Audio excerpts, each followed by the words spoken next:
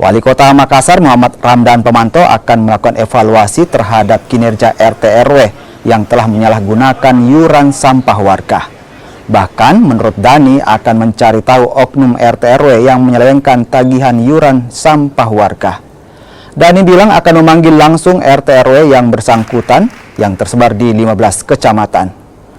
Menurut Dani, kinerja RT RW harus kembali dimaksimalkan. Kami melaksanakan evaluasi RT RW setelah penerapan sistem persampahan berbasis RW. Setelah kami cek, banyak RW dan RT yang tidak aktif lagi, tetapi anehnya masih menerima gaji. Nah, sehingga kami mengadakan evaluasi total seluruh RT RW.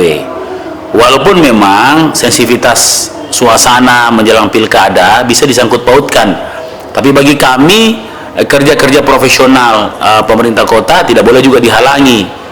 Nah, sehingga dengan cara-cara yang transparan, teman-teman juga RT RW bisa melihat langsung bagaimana sistem penilaian evaluasi RT RW ini. Tentunya kalau RT RW yang malas, apalagi terlibat di dalam manipulasi distribusi sampah, apalagi sudah pindah, ada yang meninggal, yang mesti